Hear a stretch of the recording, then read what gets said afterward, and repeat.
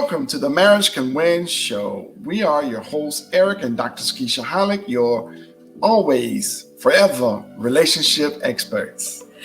Here at Marriage Can Win, we educate, empower, and encourage couples to embrace that marriage can win, especially when you focus on three key areas, which is improving your communication skills, developing sound money management skills, enhancing your level of intimacy so your marriage can win. And tonight we want to deviate a little bit. I know we've been talking about the family structure. We've been going really, really hard on that, but we wanted to switch it up a little bit. And I'm super, super excited about this. We have been talking for several months now about a book project that we are getting ready to release. And I am so excited because the time is now. We are releasing our fourth book, which is called what? Struggling to Keep the Vows. Now, I'm sure those of you who are out there who are married and dating, and I'm sure that you can identify with that topic. Struggling to keep your vows. It's something that occurs regularly in relationships. Yes, too often. And we just wanted to switch it up tonight and talk a little bit about it. Because first of all, we want to invite you guys to join us at this amazing book launch, which is going to be next week, Wednesday night. Yes. September 30th at 7 p.m. The event itself is free, but you must register to gain access to it. And it's really short. It's bit.ly/keep the vows. Again, bit.ly/keep the vows. So we're super excited. We'd love to see you there and celebrate with us and all the amazing authors that collaborated with us on this project. But, with that being said, we wanted to talk a little bit more about the topic of struggling to keep the vows. And it's amazing when you really think about it that, when you say your vows, you hear for better or for worse, for richer or for poor, in sickness and in health, till death do us part. And I started doing some research on the vows, and I was reading these statistics on how other couples, they struggle to keep their vows. And the statistics were astounding. Can I share it with them, honey? Yes, you can. I mean, I was blown away. Now, when you think about it, that first part of for better or for worse, when they asked a group of, I think maybe 1,500 participants, I can't quite remember the number of participants in this study. They asked a combination of men and women, which was the toughest vow to keep. And the resounding one was for better or for worse. And I started thinking about it. I said, so when people are getting married, what exactly is going through their mind? What do they think is going to happen? I mean, I'm sure we all, we're all excited about the prospect of getting married and entering into the marital relationship. But we do know at some point in time, there may be some challenges that that are going to occur. But like the majority of them said that was the toughest vow to deal with, for better or for worse. Really? Yeah, for men and for women. Wow. So which one do you think was a higher percentage that said it was more difficult to deal with the for better or for worse? You think it was the men or the women? For better or for worse? Yeah. I would think it was for women. Yeah, you're absolutely right. For women, a whopping 32% of the women said that the for better or for worse was the toughest vow to keep. Yeah, because they don't like the for worse. And I would think it's higher for the richer and poor because women ain't about being poor. You know what? We'll get to that part in a minute. Yeah. And you know what? The results may actually surprise you. It may actually surprise some of our listeners. Wow. But just think about it. Now, when you ask men, what do you think they found what do you think was the most difficult part about or the most difficult vow for them to keep? Staying faithful. You're right. You are absolutely right. The majority of men in this study actually said that the most difficult vow to keep for men was being faithful. And for women, it was dealing with the for better or for worse aspect. Wow. And when I think about it, and when you think of everything that this country has been through, like the COVID-19, this pandemic, you have to think about the for better or for worse. You mean people have been losing their jobs left and right, Yeah. businesses shutting down, companies furloughing people. Right. You know, the six-figure income is no longer the norm. It's no longer a guaranteed paycheck. You're just as expendable as everybody else. So when you think about your marriage, that's a lifetime commitment, because these other things are temporary commitments. These jobs will get rid of you in a heartbeat. That's true. But now you're saying it's more difficult. Why do you think that is? That the for better or for worse part? I understand that sometimes a man is saying, okay, it's difficult to be faithful. And I'm not saying I agree with that by any means. But why do you think it's so difficult for women for the for better or for worse part? Well, nobody wants the worst part, but the worst encompasses a lot. The worst encompasses the finances. It comes from the sex. It comes from the communication. So if you are just acting up and not doing what the woman wants, that's the worst for her. Or if you're making her life miserable by not cleaning up and not helping out and all them things that women want, and they think that they can change a man after they get married, that's the worst part. So they're like, you gone. Now you want let's seriously this is what they say. I didn't sign up for this. Oh, wait a minute, but you did. Okay, but we'll deal with that a little bit later. But let's be honest, when we're thinking about, I think when you have women that say it's difficult to deal with the for better or for worse, I will not lie and say it's irritating about not picking up your clothes, or it's irritating about forgetting things, because that kind of sends a woman a different signal. Sometimes she might feel not unloved, unappreciated, of that you're just not listening to her. But I think the worst part extends far beyond that. A lot of the times with women, you tend to, and sometimes we give our all into a relationship, and we throw ourselves in there, and we just feel unappreciated, just taken for granted, because you become comfortable in the relationship. So you no longer do the things you used to do. It's like, oh, she's here. She's not going anywhere. No, I don't need to bring her flowers. No, I don't need to tell her I love her. No, I don't need to hold her hand. She knows. She knows. And the fact is, whether you know it or not, you want to hear it. And not only that, we want your actions to line up with that. So when those hard times hit, there is no question you're struggling to keep your vows. You may be struggling to keep the lights on. I get it. Struggling to keep a roof over your head, but struggling to know that you love me and you're there for me. You know how they say down like 4 flat tires? I don't know if that's the proper analogy to use, but it sounded different in my mind before it came out. But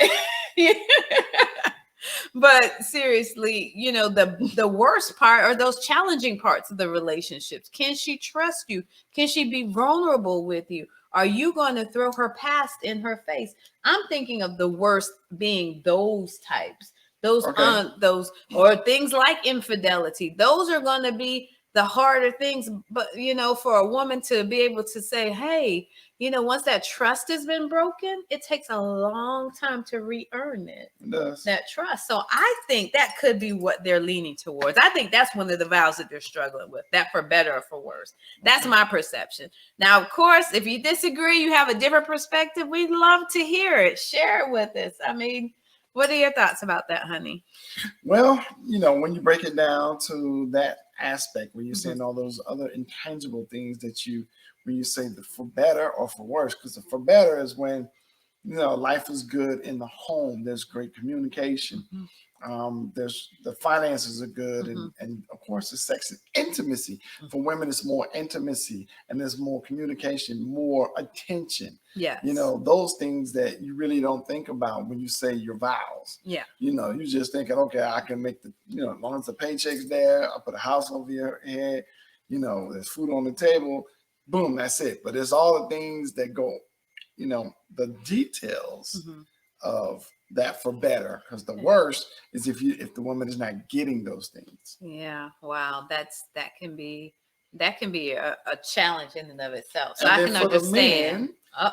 For the men, I thought we were gonna be able to slide by that one, but go ahead. For the men, it comes from, well, we like to have some peace in the house. And if the woman is nagging and always complaining, then he's getting no peace. And then he likes to have Well, it depends on what he likes and his love language. If he's not getting those things, then that's really the worst. For better is when he's getting all those things.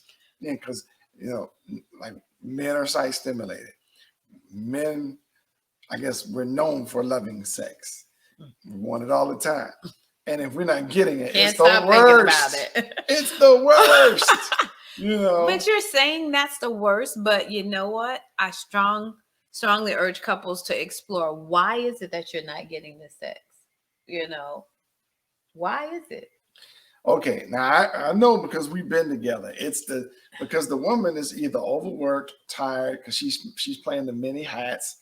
She's the queen of the house. She's the homemaker. Well, if she cooks, she cooks. If not, then she orders out. I think that's a personal jab at me, but I will not allow She's that a professional, to so she me. works. And then if you have kids, then she's also the mom. She takes care of the kids. Yeah. And she does the homework, especially in our family, because she's the one that's smart in the math and the school system, so she's, so you're doing homework, you're taking care of the kids, you're doing the laundry, and then we men, it makes it sound like men are just lazy. And no, it's not that, but I do a lot of times, and no disrespect to the men. A lot of times the women do wear a lot of hats, and I'm not saying the husband doesn't, because a lot of times, his hat may be at work. She may be a homemaker. She may work outside the job, but we tend to multitask a little bit better in most instances. That's not always the case. So sometimes we may feel overwhelmed. So that can be a struggle, because in addition to the many hats we wear, you go to work, you come home, and you're looking like, expecting us to show up like Victoria's Secret's model. And we're like dead tired. It's like, look, I'm just trying to keep my eyes awake, deal with the kids, give y'all some food, and it's overwhelming at times. And if not, you can cause a woman to withdraw because you just feel overwhelmed. You need that time. That's why you hear people talking about the importance of me time and self-care. It's important because you want her to show up like a Victoria's Secret's model, but she's got to still have that time for herself to go to the gym. But she's doing so many things and not taking care of herself, which we do need to make ourselves a priority. But, Well, I know one thing y'all like to have: nails done. Okay. Done. All right. So let's move on. Day, hair day. But you know what? With COVID, a lot of this stuff got shut down. So That's you saw true. A totally different side of your woman you hadn't seen in a long time. So maybe that's the worst that they were talking about. Yeah, maybe that's the worst part. But you know what? We do appreciate it when you do those things. We hate when you have to go do it, but we appreciate when your hair's looking good, your nails looking good, and your nice eyebrows are nice, and you got your nice lipstick on, you're wearing it nice. And we do appreciate it, but we don't want you to go do it. Okay. Because it costs money. You appreciate it. Okay, I'm going to say you appreciate it, but you don't want us to go do it. We appreciate it. You can't have your cake and eat it too. You want your woman to look good. It's an investment. What good is it to have cake if you can't eat it? Oh my God. Okay. So now when you think another part of the vows, when you're talking about for better or for worse, let's talk about in sickness and in health. And that's a rough one. That is a rough one. And I'm sure all the listeners out there can identify that, being that we just came off of we're still transitioning through a pandemic where, health is being challenged. You have a lot of people that are losing their spouses and loved ones unexpectedly. And it's very, very hard. Some of them, due to COVID-19, weren't even able to say goodbye. You know what I mean? Yes, that is very rough. But you know what? This is really a true meter or monitor of true love, because when it comes down to life and death situations, looking past the money, looking past the beauty, looking past the sexual and the physical gratification, it comes to who you really can trust when the time of life and death situations. And that's where the sickness and in health comes play. If you can't depend on your spouse in a life and death situation, that really shows if they truly love you or not, or they bail on you. Because that's like the extent of like the far right or the far left of the Mm-hmm. situation. When you're in health, everything is good. You know, you don't have to try to take care of someone or be there for them. Mm-hmm. But if someone gets sick and you're not taking care of, you're not there for them, and you don't really care for them, and you kind of just throw them to the side. You're like, who did I marry? Is this a real love, or is it just you marry me for my money or whatever? It's something, another motive. Well, that's something else to be mindful of, because when you think about it, and this is something we've shared with a few close friends, intercessors. Mm-hmm. Our entire family over the summer was diagnosed. Well, everyone received a positive COVID-19 test, with the exception of our son. And that in and of itself was a trying time to watch my husband, because, you know, I'll be transparent, I have severe asthma and difficulty breathing. So it really hit me hard,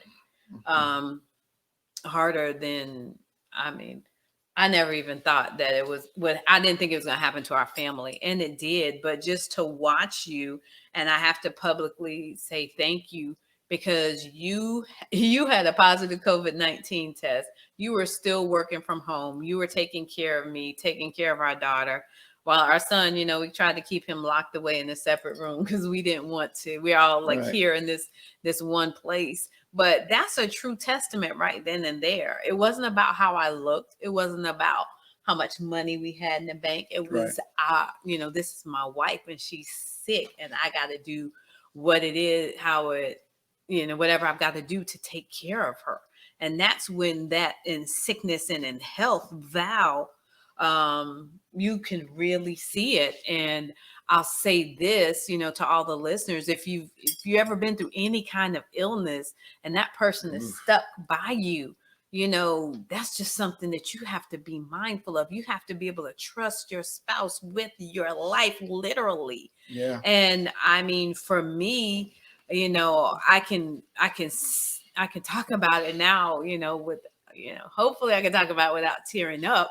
But I even think back to the night, you know, with COVID-19, when I stopped breathing and I couldn't breathe, and I was scared that that was it for me. You know, I couldn't breathe.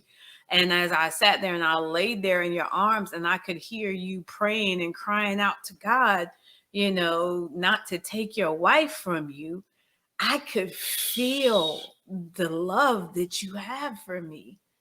And that is not something that can be replaced. No. So I admonish couples, whatever struggles you are going through, take your vows seriously. Yes. We may struggle sometimes. Sometimes our money may be a little funny, but you know what? You can replace that money. You know, the houses and the cars, you can replace those things. But that person, your spouse, you cannot replace them. And I, you know, I think a lot of times we don't honor our spouses enough, and it's not to put our business out there, but I sit there and I look like, you know, the health challenges that I'm dealing with now. You learned how to give me the shots to help me be able to breathe on a regular basis. Yes. You took it upon yourself. You put reminders in your phone. Hey, honey, make sure we need to do your breathing treatments. Do we have this and that? And I'm in the healthcare and I'm used to taking care of others, but I had to be vulnerable enough to recognize I needed help to be able to take care of my own health. Right.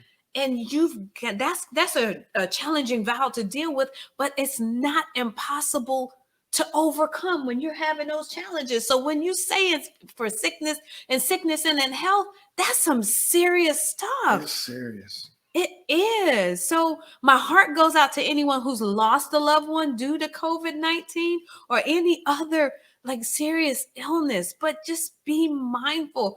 These vows are nothing to play with. It's not to be entered into lightly. Yes, we understand that you want to have that day you celebrate. You want the dress. You want the wedding of your dreams, but you prepare for that one day. But I swear to God, you need to prepare for a marriage for a lifetime, and that takes work. Yes. It does. Yes, you got to be prepared for the richer the sickness, Mm. the poor, the in health, through Yes. times of challenging.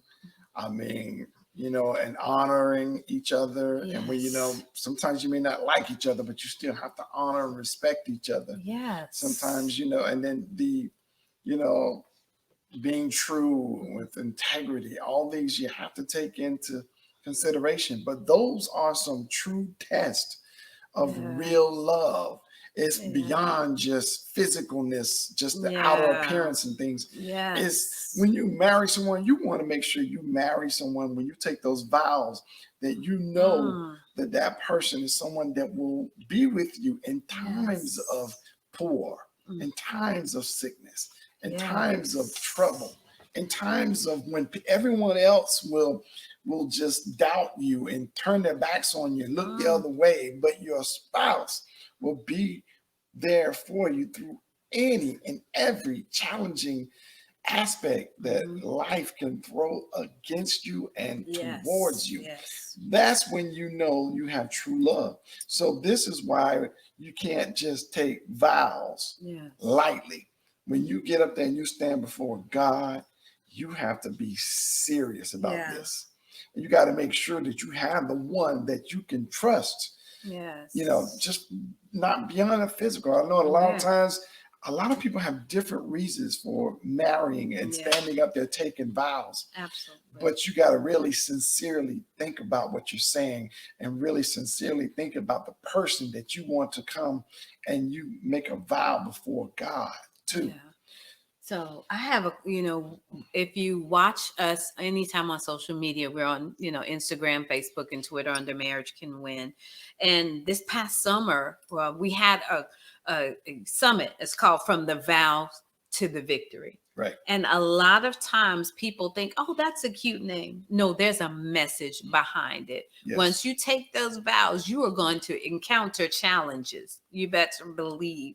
But you can have victory in your marriage, not victory over one another, but victory together over the enemy, over those tests, over those trials, over those challenges that will come your way. Those very things that will tear and eat at the very fiber of your marriage, that will cause you to question.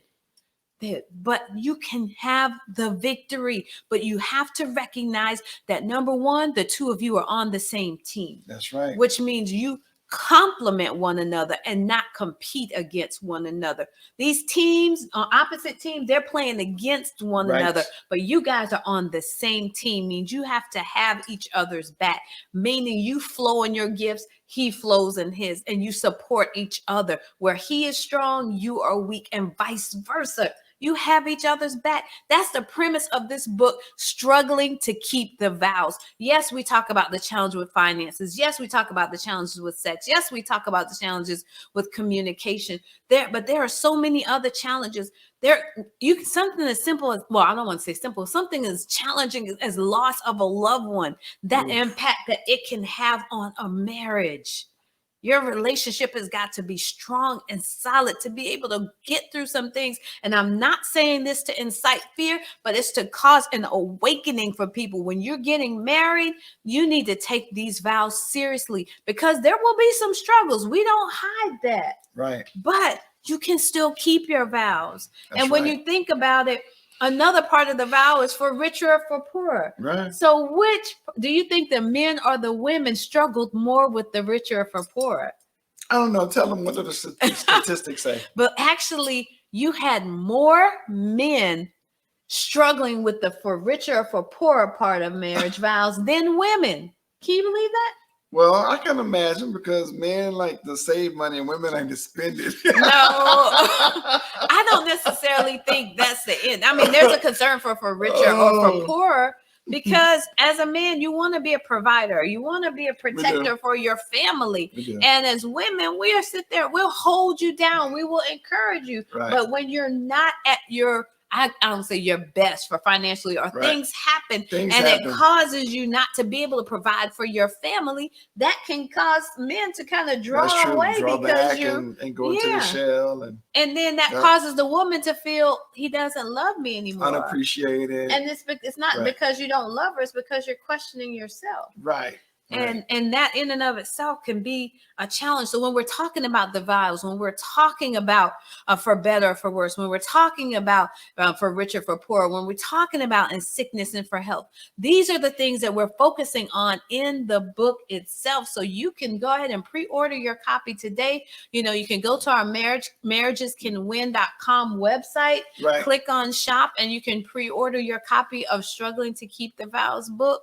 And feel free to join us. We invite you next week, Wednesday, the September 30th at 7 p.m. Go to bit.ly/keep the vows and secure your free ticket. It's a free event, but you must register, and so that way we can send you the access information for this book launch. And it is going to be amazing. You're going to have will be a lot of giveaways. We're going to do free, like, one-on-one Q&A with the authors. And speaking of, we are going to have some of our very own authors joining us a little bit later on in this segment. We're going to have a dynamic couple who's part of this book collaboration, and they poured their hearts out. They've been working with couples for over 15 years as well. And they were transparent in their struggles to keep the vows. And when we write books like this, it's not to get our names out there. It's to have something tangible, a tool, a strategy that couples that are struggling, they can actually use to be able to keep their vows. And that's really important, because it's not about judging you or your imperfections or your mistakes. It's helping you realize, I was in your shoes. I felt the same way you felt. I wanted to throw my hands up. I wanted to walk away. I wanted to say, you know what, this is just too much for me. But God. So yes, definitely. We had many instances where we were struggling to keep our vows. But as you see, 22 years that we have celebrated being married, being together over 26 years. Been working with couples. Actually, we've been working with couples over 15 years. Yes, absolutely. 4 books later. This is our 4th book now. And so now, you know, we can tell you from experience, from training, from working with other couples, from their 20s to their 60s, married first time, premarital, second and third time married. We can tell you the challenges of keeping vows and the different, and it's a common thing from different couples. Some commonalities. You can just, when they start talking, we automatically see what the issue is. We automatically hear what the difference. It comes down to the level of effort, the level of love that they have for each other. And you know, sometimes people say we were in love in the beginning, and now it's like, I don't love them no more. So what happened? You know, what happened? They made that vow that richer or poor, from sickness or health, you know, from good times to bad times, you know, and then, you know, I share everything I have with you. And that's one of our vows. And everything you have, you share with me, you know, and then it comes down, you hear a lot of selfishness versus selflessness. Absolutely. You know, and a lot of, you know, just really just treating each other like you want someone to treat you. Absolutely. And that's really the selflessness that comes up. And I mean, that's really one of the key issues. But what we're going to do, we are so blessed to have one of our authors that are going to come up next, Dr. Ken and Myra McKnight. We're going to share a little bit with you, allow them to talk and share a little bit about their aha moment in their actually, to be transparent in the struggling with, they give a little preview of what they put into the book. But this is a book that you need to get as a reference. Everyone out there that's want to get married or that they are married, there's no time to say, oh, we're just fine. We hear that all the time from people. The next thing we know, they're getting a divorce, or they're going through issues, or they're married and not happy. And then, you know, then they call you. But you know what? Just think of it like this. When you get a vehicle and it's brand new, everything is fine. Maintenance. But at some point along the way, you need to do checkups and you do maintenance. Even though it may look like it's fine on the outside, there may be some things brewing on the inside that need to be addressed. And that's what we encourage you to do. Do a maintenance, do a checkup, check in with your spouse, start having those conversations. How can I make your life better? How can I serve you today? And I'm sure you're like, serve you? What? Ask your spouse, what can I do to make your day better today? And see what kind of response you got. So we are going to take a quick break. And when we come back, we are going to bring back in Dr. Ken and Myra McKnight, two of the amazing authors on this Struggling to Keep the Vows book collaboration project. We'll be back soon. You've probably heard us talking for the past couple of months about this Struggling to Keep the Vows project. Well, guess what? It is finally here, and we are overly excited. We just cannot wait until the launch. We wanted you to have an opportunity to connect with the collaborators on this project. Joining us this evening is a dynamic couple, and they have been working with couples and pouring into couples. And I'm not going to spoil it for you. I'm going to let them tell you a little bit about themselves, and then we're going to talk a little bit about the project. So make sure you invite your family member and your friends, share this broadcast out, and make sure you register for the Struggling to Keep the Vows book launch coming right to you on Wednesday, September 30th at 7 p.m. Now, this event is going to be free, but you have to register to gain access. All right. All right. So joining us this evening is none other than Dr. Ken and Myra McKnight, some of the amazing collaborators on this project. So we want you guys to take a moment and welcome them here to the Marriage Can Win show. Let's show them some love. Dr. Ken and Myra, how are you doing this evening? We're doing well. Hey, how you doing? Hey, how are you? Thank you for inviting us on the show. Yes. We're happy to be here. Yes. Awesome. So we want you to just take a moment and tell our listeners a little bit about you guys and how you got involved in the Struggling to Keep the Vows project. We started doing this project with Better One, Better Two Relationship Academy about maybe 15 years ago. Mm-hmm. And then I'll just tell you a little backstory. When we first started as a couple, we didn't have an office. We didn't have, anything. When we first started, we used to meet in restaurants. We used to meet wherever we could meet. We would meet couples and give our wisdom about marriage. And from there, we just kept growing and growing and growing. And we looked at each other and said, hey, we can't do this anymore. We have to get an office. And so we finally got an office. And now we have a permanent office now. And now with Zoom and everything, we're able to meet couples all over the country now. So now we're able to connect with couples domestically and internationally. So that's a blessing to our company and ministry that we do. And we have been growing ever since. My wife is consider herself the real talk professional. And she always says, because I have the clinical background, I just use theory and not real talk, but that's not true. My philosophy is to give couples stories that they can relate to. And with the guys, I use sports analogies to kind of help them bridge the gap as far as how they should, execute in their relationship. Yeah. Wow.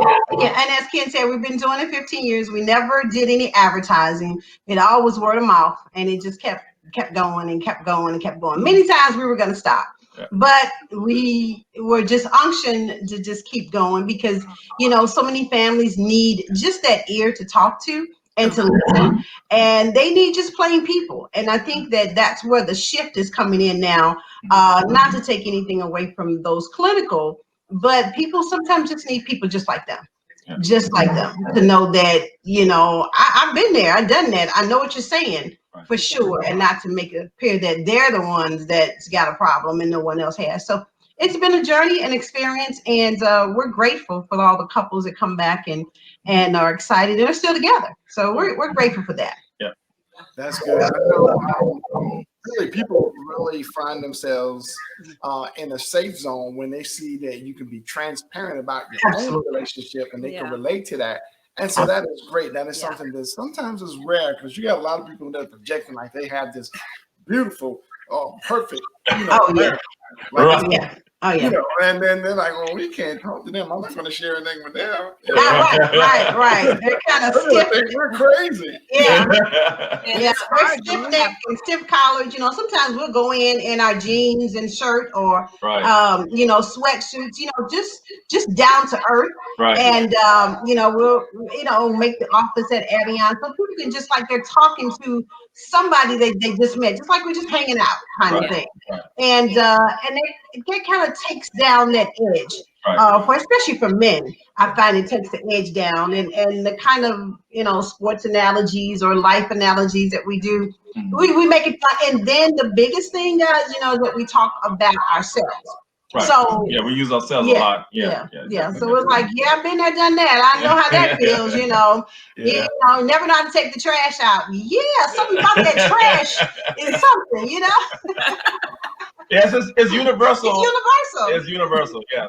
All the men have a problem with the trash, and all the ladies have to get us straight about the trash. I don't know why that is, but it is. Yeah. But you know what? Right now, I guess I'm spoiled because I have my son, and that's one of his chores. But see, now our dishwasher is in college now, so it's like I guess now I'm back to doing the dishes. It's a trade-off.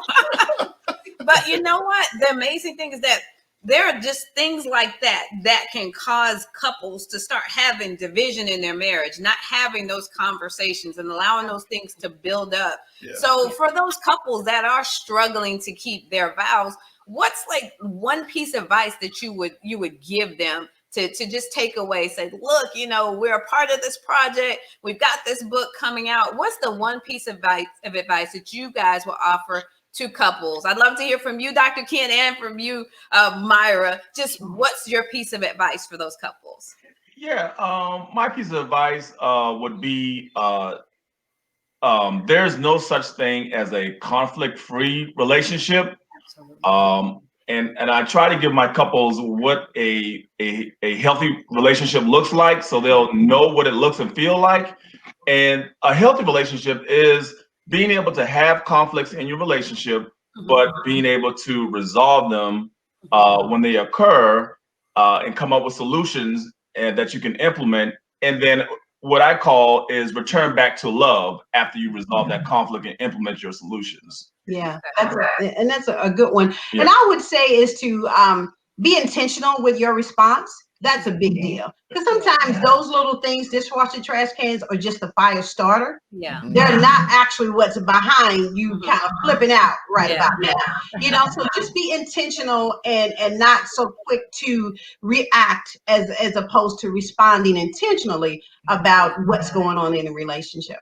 Yeah, that's amazing that you said that, because I was reading an article and I was having a conversation with somebody, and they were talking about the importance of responding rather than reacting. Yeah, right. Because a lot of times when we have those things that we've swept under the rug, it's something simple like Absolutely. that, like you mentioned, like the trash or leaving the clothes on the floor. It sparks an eruption, and it's not actually about that. That's just like a culmination of all these unresolved conversations that we didn't have. Right. So, yeah, that's true. I just want to be able to encourage the couples out there that are listening is to honestly just try to get to the heart of the matter and figure out, let's take a step back at this. Am I really, really upset about the dishes? Am I really upset about the trash?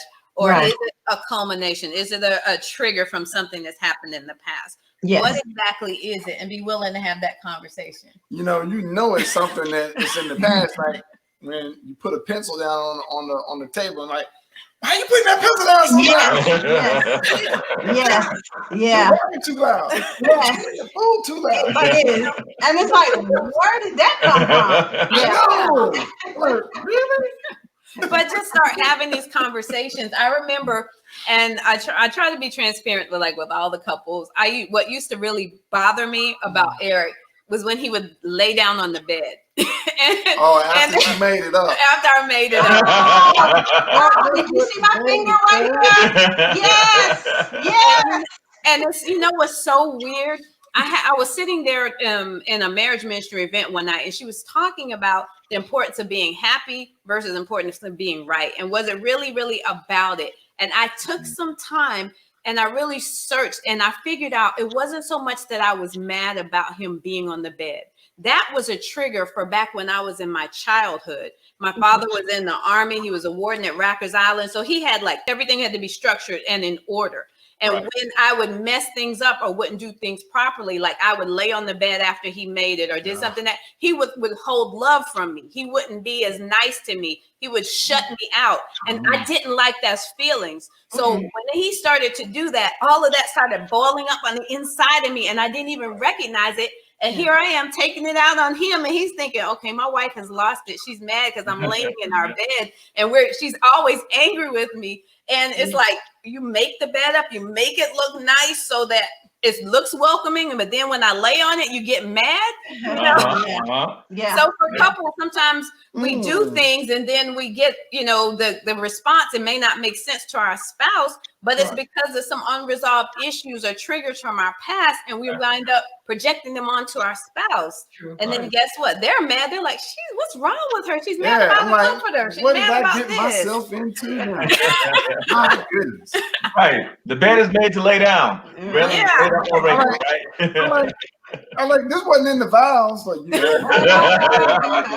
it's one of those struggles, and it had nothing to necessarily do with you. Sometimes we have to realize what's the actual source of the conflict, what's the source of the emotion, and start having those conversations. Because if not, it's just like he's like, she gets mad about the bed, and you're something else, and it's just next thing you know, you each are walking on eggshells around each other, and you no longer have peace in your home. So it's time to peel back those layers, and sometimes we avoid having those conversations because you don't want to feel silly. But that is something that happened that I never dealt with in my childhood. And believe it or not, I think he pointed it out to me. He said it has to have been something that happened to you years ago for you to really be that bad about me laying on a bed. Right. Yeah, sometimes you got to do a check-in with yourself. Do a body scan and find out why this is bothering you. And then go have a seat and kind of talk to yourself. Do a lot of self-talk and that self-healing, for yourself as well. So it's a journey. But if you open your eyes and have empathy towards your partner, then you can walk the journey together because you learn from each other is what you do. So that match doesn't be lit so quickly anymore. So tell us a little bit about what maybe you have shared just briefly in the book of Struggling to Keep the Vows that, when people start to read it, it's kind of like a teaser. Yeah. Let's see. What did I talk about? This has been a process, and it's kind of like, woo, you finally giving birth to that baby. So we're like, we're excited about it. You got to bear with me. I'm transitioning from a previous training, and I'm like trying to remember what I'm supposed to be talking about in this one. So that's okay, No, I got it.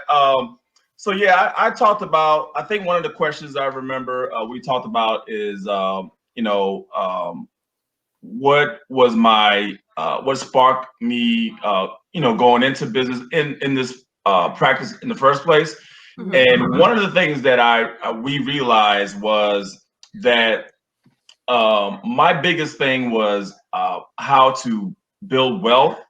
And I found out that the best chance for our community to build wealth is through marriage. And I'm not talking about just monetary, I'm talking about emotional, spiritual, also the benefits of that your kids will less likely be involved in the gang or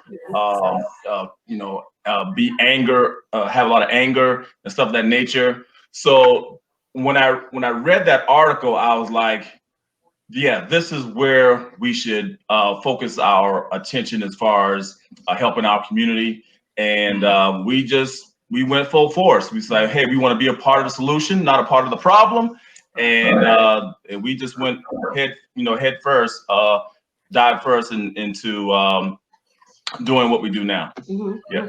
I think my teaser probably was learning to stand your ground with principles. I think, that was mine, because I do know when you're married, especially as, when women are married, you do so much, you give so much, and you expect so much back. So when you come to a point to where you're giving out and not expecting as much in, you kind of you want to stand your ground on those things that you know are difficult for you, and not accept everything, because when you start to do that, you build up resentment in your relationship and in your marriage. So you don't want to do that. So you got to be, as the Bible says, to that own self be true. So you gotta stand your own ground, and you have to be able to communicate that with your partner so that you can build on that, and they learn from that as well. So I think that was one of those things that I thought that was really needed to put out when you're trying to keep your vows. You just don't keep them and just like whatever goes, go with it. Right. No, you can't do that, because we've had so many couples that are married, and that's because I did this.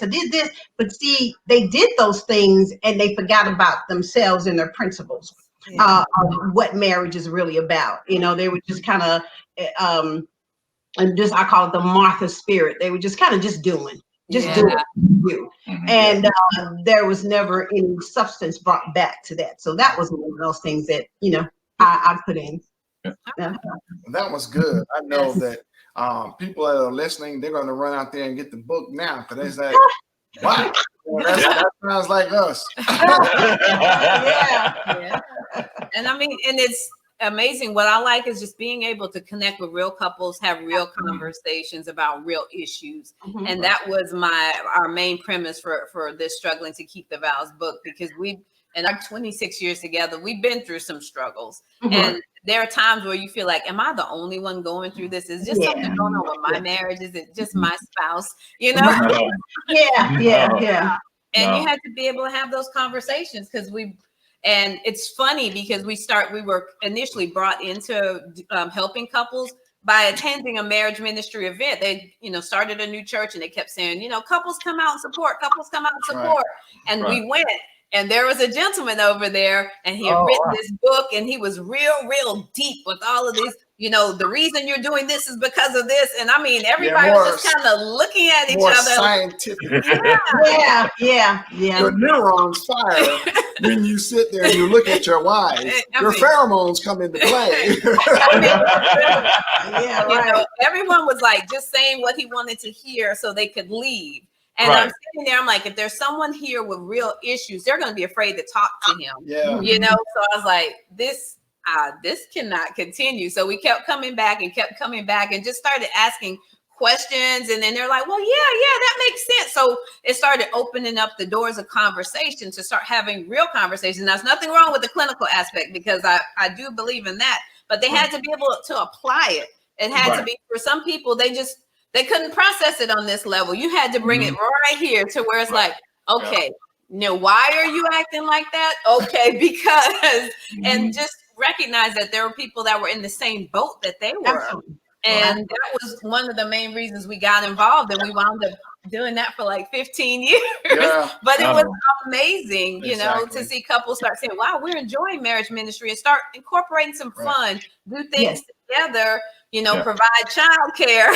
So it's not to be able to allow one of your struggles to be, you can't do date night because I don't have childcare. Well, we're providing it free of charge, giving them snacks, taking care of them. Just show up and be present for your marriage, and it's just helpful. Well, what I find is this is kind of a sweet spot, Dr. Ken and Myra, because you can either go so far to the right or the left. You can be, especially like if you're in the ministry and in church, you can be so heavily minded that you're really no earthly good. And on the right side, and on the left side, you can be so scientifically minded that you can't be no earthly good. So you got to be right there in the sweet spot in the middle. You got to be relatable. You got to be able to have that safe zone where people will say, oh, wow, this couple, I could talk to them. I feel comfortable talking with them. Right. I can share my struggles when I took my vow, and then because you got couples that come from, and because you guys are in the same space as we are, you got couples from, newlywed in their 20s, and then in the 60s, and they're like, you know, and they like, well, I've been married 3 times. I can tell you a thing or two. Yeah. Been married 3 times, right? And you are having an issue. Why? You know, right? And then you got it's not their fault. Yeah. So, but you hit what you said earlier hit right on the spot. Family structure is the most important piece and aspect of America today. And because of people like you and I and that are out there that are passionate about helping relationships and wives and husbands, we're passionate about trying to establish that core relationship so the family can be, again, the driving force in America to, as you said, to avoid the violence and the what do you call it, the truancy and of kids growing up and you know, in a home that's been taught hate or violence, or they feel a lack of love. And so when it's time for them to grow up and be adults and then possibly get married, they have some kind of base. Yes. True. They have some type of a model to follow. Yes. That's true. That's so true. Yeah. Wow. And we have to work towards that. You know, a lot of times the parents have so much stuff going on, the couples, and then we ask, what about the kids? And they don't even know some of the things kids are going through because they're still going through the same stuff they've been dealing with. You know, and I'm like, at some point, this is not just for, I think what we do is not just for the couples.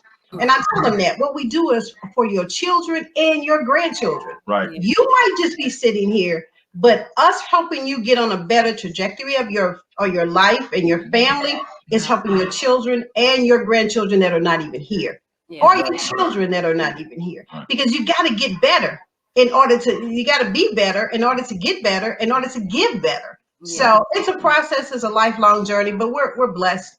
And we've met some amazing couples across. We met you guys, so you know.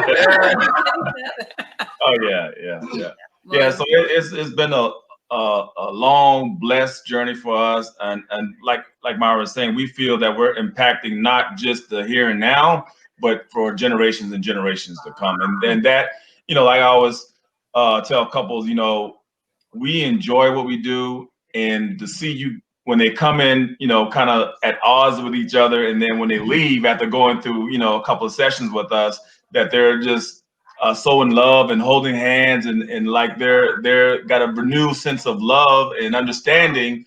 That makes our day a whole lot, you know, we feel a whole lot better about doing that than the amount of money that we receive. So it's a growing process.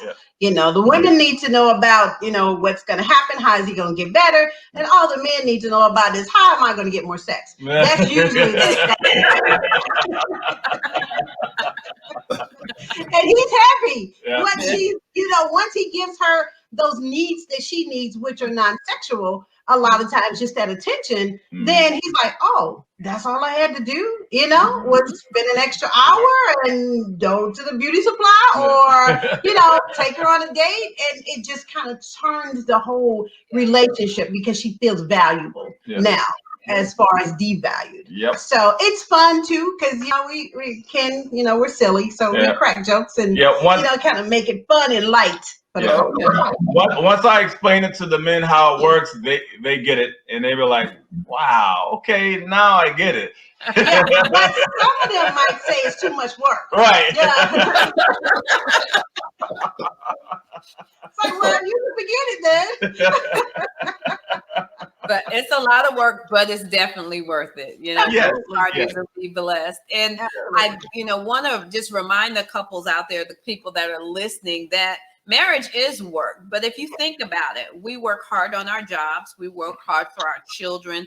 You know, if you work hard for your business, you work hard for your ministry. Why should your marriage be last on your to-do list? Why are you not working equally as hard or not as hard to not even like harder to make sure your marriage is working, that making sure your marriage is on track? So it's just something to be mindful of, because a lot of people want to just take the easy way out. Say, okay, I'm going to divorce him. Not recognizing, though, the baggage is still there. The unresolved issues are still there. You end this relationship, you start another one. you still have those issues that have not been addressed.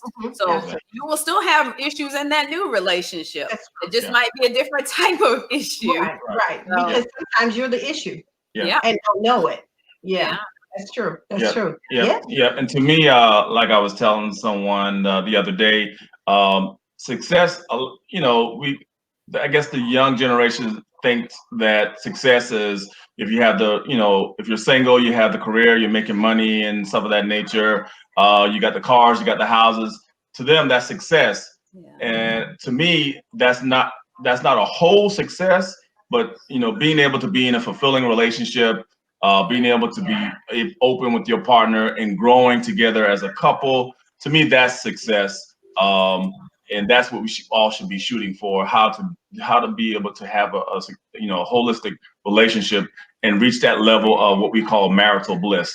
To me, that's success. Yeah, whatever that is. Yeah. Yeah. And I was just saying, whatever that is for them, because everybody has their category, their DNA is different as far as their relationship. So what we always ask, what does it look like to you? What does this thing that you want, what does it look like? Because, if yours look like living in a Taj Mahal and the other one is like, just kind of chilling and RVing your life through, then you have some disparities. So when we talk about what it looks like, and you can come to a point of compromise and live that life, and because we tell our couples, we're here to promote the goal that you set out. We can't do the work for you, but if this is what you want, then we're going to push you and we're going to help you to get to that point, but you have to do the work. And we'll hold you accountable to what you say you want. Right.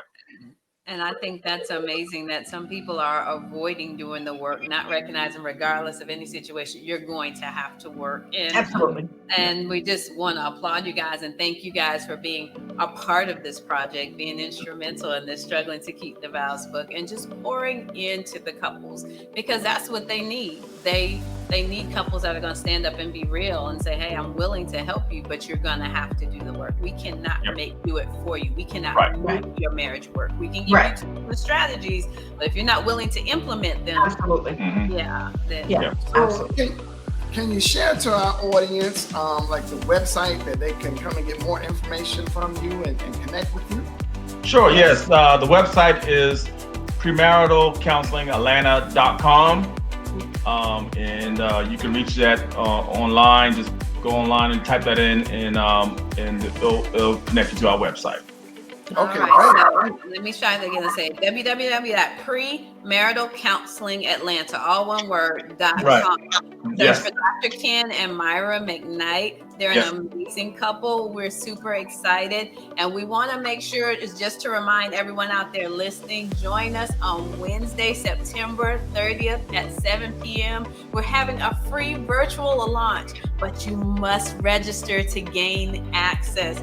We're super excited, and we're going to continue to connect you with all the authors, all the collaborators on this project that's helping to make it a success.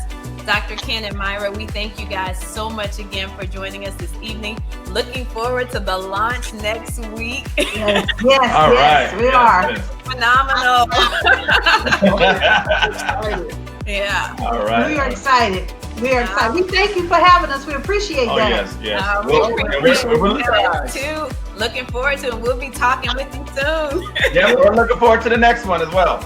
All right. So guys, don't forget premaritalcounselingatlanta.com and join us next week, Wednesday, September 30th at 7 p.m. If you want your free ticket, go to bit.ly/keep-the-vows. Again, bit.ly/keep-the-vows and join us there. We look forward to seeing you soon. Okay. All right. Till next time.